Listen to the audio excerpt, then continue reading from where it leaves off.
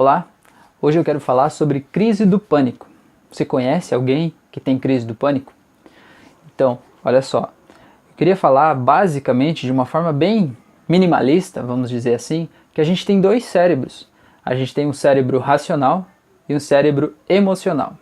O nosso cérebro racional ele é o responsável por armazenar, guardar e trazer para a gente, quando a gente precisa, todas as informações de memórias que a gente viveu, né? Então ele traz os sons, as imagens, as lembranças do que aconteceu.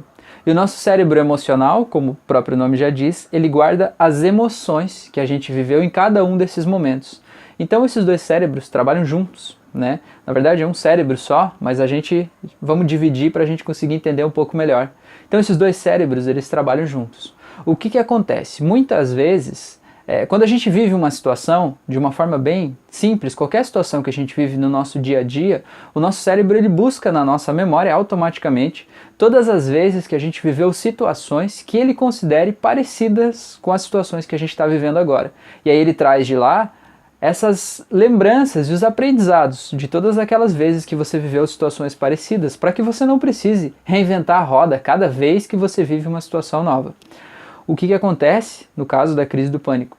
Muitas vezes, você viveu lá no passado, talvez quando era criança, imagine que quando você tinha 5 anos, menos talvez, ou talvez mais, não sei, cada caso é um caso. Imagine que quando você tinha 5 anos você viveu um trauma, mas um trauma muito grande, um trauma muito forte, uma sensação de que você ia morrer, mas que você ia morrer de verdade. Talvez um acidente de trânsito, um assalto, estava fugindo de um animal feroz, não sei. Uma sensação que você ia morrer de verdade, né? Aquela sensação ficou muito forte dentro de você. Às vezes hoje, olhando como adulto, é uma coisa assim que, isso é besteira. Mas para você, quando tinha 5 anos, aquilo era uma sensação de morte, era um pânico terrível. Então, o seu cérebro racional guardou as lembranças daquele fato. E o seu cérebro emocional, claro, guardou a emoção. E você consegue imaginar o tamanho da emoção, de pânico e de desespero que você estava vivendo naquela cena. Então, o que acontece? É possível que hoje, no dia de hoje, quando você se depara com uma situação que de alguma forma o teu cérebro, o teu sistema todo entende que é parecida com aquela situação que você viveu lá quando tinha 5 anos, nesse caso hipotético, ele vai trazer a lembrança do que você viveu lá e o aprendizado que você teve lá naquela história, naquele episódio que aconteceu com você. Ele vai trazer aqui para te ajudar a fazer frente ao que você está vivendo agora, tá? E o que acontece? Muitas vezes o teu cérebro emocional traz a lembrança. E ele trazer a lembrança é justamente trazer a emoção do jeito que você sentiu. E o teu cérebro racional não traz a lembrança dos fatos, da história, de que momento, de quando que foi, enfim. Então, o que acontece muitas vezes? Você tá lá, tranquilo na prática, né? Tá andando, passeando no shopping, tá com a tua família, tá em casa, de repente, do nada, você começa a sentir um mal-estar, começa a faltar ar, parece que você vai morrer, dá um formigamento nas mãos, uma sensação de morte muito grande, parece que aquilo tá vindo de fora, tá vindo de um outro lugar, aquilo tá tomando conta de você. E na verdade, aquela emoção toda é tua, só que naquele momento ali, ela tá descontextualizada. Não faz sentido nenhum você estar sentindo pânico enquanto você está na tua casa, com a tua família, assistindo televisão, por exemplo. Tá? Mas o que acontece? Se você estivesse sentindo aquela emoção lá quando você tinha 5 anos e tivesse a lembrança do fato que aconteceu, faria todo o sentido do mundo você estar sentindo aquela emoção de pânico ali naquele momento. Então, o que a gente consegue fazer por meio da hipnose?